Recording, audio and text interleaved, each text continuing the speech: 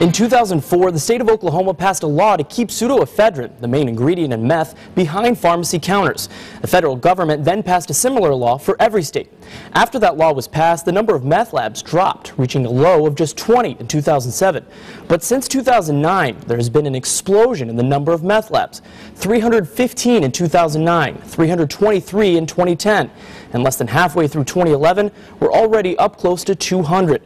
But the meth epidemic has become so much more than a drug problem. It's consuming taxpayer dollars and ruining lives all over town. This isn't a game. This isn't the movies. This is real. Blake Narsh moved to Tulsa a year ago to go to college. But in April, a fire left him homeless and forced him to drop out of school. A neighbor's meth lab sparked that fire. I'd say 90% of everything I do in my life is going to change. About 10% is completely lost. And that's being nice. Blake had nothing to do with meth. I haven't been sleeping. I haven't been eating. I've lost 15 pounds because I haven't been able to afford it. And I think this guy should have to pay for the rest of his life. And yet he knows it could have been even worse. That could have been an explosion. I wouldn't be standing here. A lot of the people around here would have probably gotten burnt out too. Blake's story is all too familiar for Sergeant Wendell Franklin, the Tulsa Police meth lab guru. He's part of a special investigations division within TPD. We are by far dealing with meth more than we are any other drug right now. So why is the meth problem getting worse? We can't really pinpoint a specific reason for that. It could be the rise in so-called shake-and-bake meth labs, the one-pot method, when smaller amounts of ingredients are in a highly unstable environment and much more likely to cause this. Franklin says police are up against a strong and adaptable enemy. At this point, I think we are. I mean, it's not something that obviously that we can control based on the laws that are currently out there. And it's not just a drug problem, it's a dollar problem. We're dealing with the police department that has to respond to it.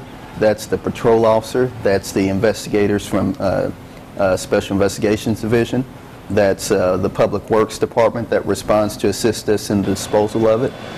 We're also talking about the fire department that may have to respond to it, and the fire department's hazmat team that may have to respond to it as well. And that's before any suspects are even arrested. We're not even getting into the prosecution cost and whether or not there's a child involved. Now we've got detectives involved in that aspect of it.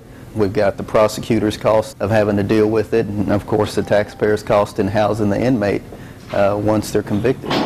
The director of the Office of National Drug Control Policy says it all adds up. Every single meth lab can cost up to $350,000. With 323 total labs in 2010, that's more than $48.5 million to fight meth. At the same time meth lab cleanup costs are rising, federal funding to help pay those costs has been cut completely. As of March 1st of this year, the National Drug Enforcement Administration no longer provides meth lab cleanup funds for any state.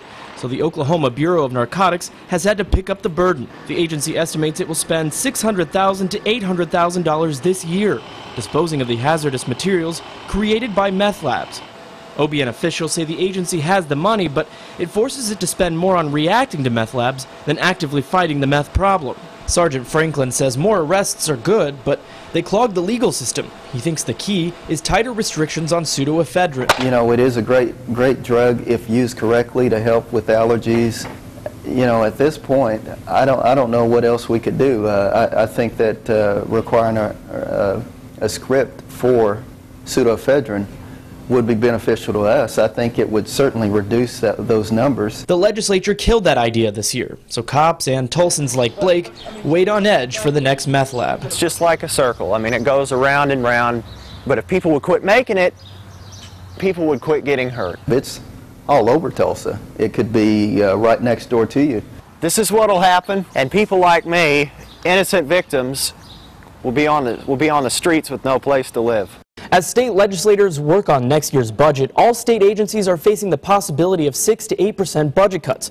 Officials with OBN say the agency can afford to pay meth cleanup costs now, but if the number of labs continues to grow and its funding shrinks, Oklahoma could have a hazardous materials crisis on its hands. OBN says the only solution to slowing the meth problem down is passing laws or ordinances on a state or local level to better regulate pseudoephedrine sales. Ian Silver, Fox 23 News. All right, Ian, thank you. Even though state lawmakers failed to pass the pseudoephedrine prescription bill this session, some Oklahoma towns are taking matters into their own hands. The town of Holdenville has now passed its own ordinance requiring a prescription. Other cities are considering doing the same.